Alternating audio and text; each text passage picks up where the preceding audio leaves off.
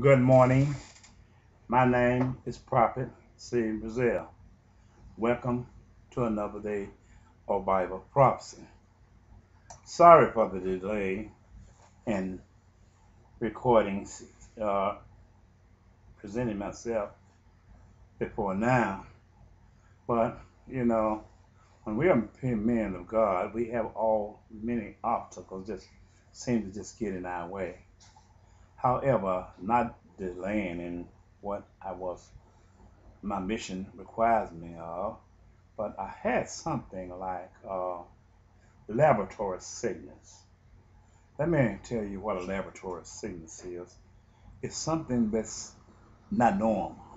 It's something that have a great potential of being imposed on your sickness by something created and manufactured through a laboratory, through some various form of environment infliction caused by the adversary who do not wish you to keep continuing. But God allowed these things, this sickness to come upon us, to let us know that the enemy have been near about you and have placed these things in your presence. But the sickness come, that God let us know that He been with us all the time, and let us know that only He is the one that can prevent this from being exposed to our uh, immune system, where it cannot heal us in the proper manner. But God is the healer of all things. We must always remember that.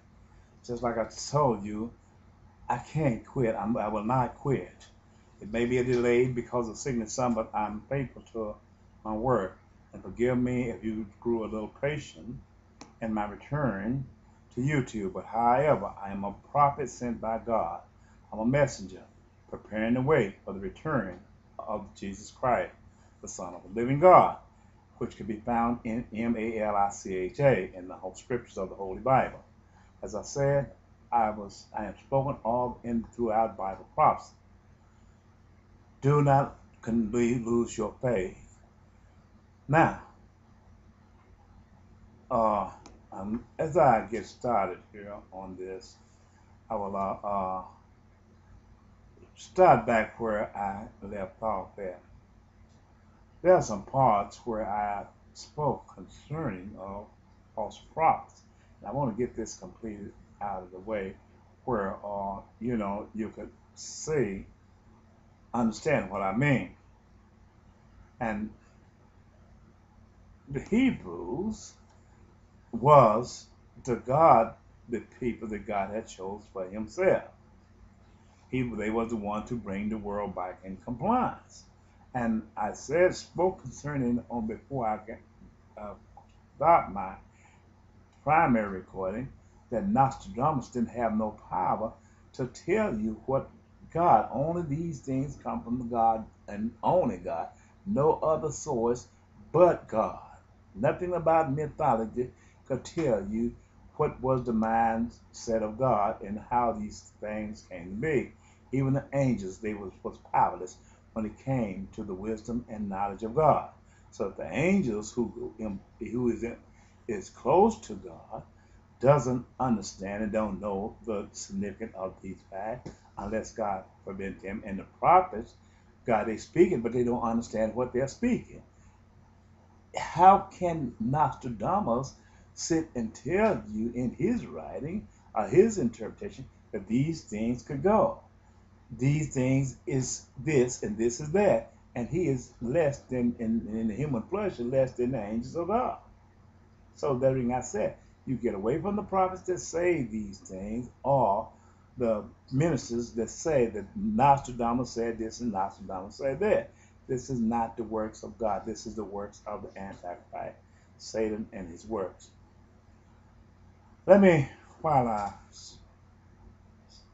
begin this introduction part, there's something else I want to bring forth to you. I heard some ministers say, well, uh, the Gentiles is the Jew.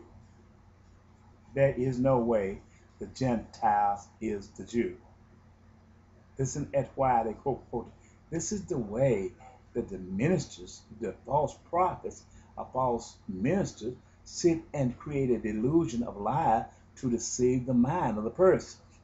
They went ahead of time and say, the Jew, the Jew, the Jew, away with the Jew, away with the Jew.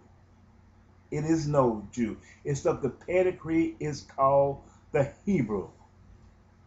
So the pedigree is before the Jew. There is no Jew pedigree. There is no Jew is a dirt called the city of Judea. That's Jerusalem. But the flesh is not a Jew. The flesh is Hebrew. Don't, if anybody comes to you and says it's a pedigree called a Jew, it is not. That is the biggest lie that ever was told. That's a name that God gave a Hebrew son of Isaac. Judea, he called him Jew. That didn't change the pedigree from a Hebrew. He continued to be a Hebrew because he came from the Hebrew pedigree from which the promise of God was first made, and that was made to Abraham, and Abraham was a Hebrew. The pedigree did not change. So when they use the word Jew, they're using words of deception. Get away from that, man. Get away from that. You cannot take and sit and say the pedigree was Jew. It was never a Jew.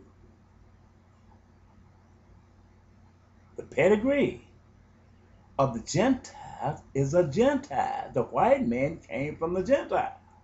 The white race came from the Gentile. So you cannot say, well, the Gentiles, the white man is the Gentile. The Gentiles is the white race that came from, was the roots of that race. This is what you have to look at. What is the chaff? What is the wheat without chaff? The wheat identifies the chaff, but the chaff it sits on its own roots and is both the substance of life, which goes to the fruit, which is the wheat. You can't, only thing you would do is say the wheat is the chaff, is a substance of the chaff, but the chaff is no substance of the wheat.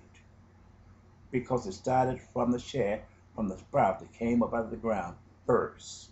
From the seed that God created, it was called a wheat, but it had to begin with the chaff before it could reproduce.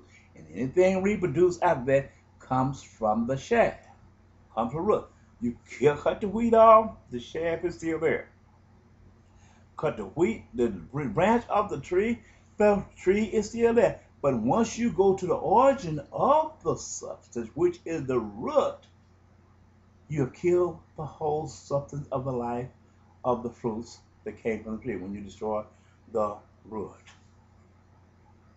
The only way that you destroy the race of God's chosen people, you can go kill every Jew it is. You cannot destroy the race of Hebrew unless you go kill every Hebrew nation over there in the Middle East. You cannot kill the Hebrew, you cannot kill the seed of Abraham. I'm talking about the tree here. Unless you kill every Hebrew seed child over there. You cannot go and destroy Israel by itself and say, I done destroyed the seed of Abraham. You cannot do it. You cannot go and destroy Iraq alone and say, I have destroyed the seed of Abraham. You cannot do it. You cannot go destroy Afghanistan and say, I done destroyed the seed of Abraham. Unless you kill the complete root of the tree, you ain't did nothing. So why go in a delusion, a false delusion, and fabricate lies and say this is this and this is that, just to say you embrace this son of Abraham and this son have no power to curse you. That is the biggest lie that they ever told. If you go embrace Israel and don't embrace others, you're going to get cursed by the others if you go do wrong with others. If you go embrace the others and disown Israel, you're going to get cursed by Israel.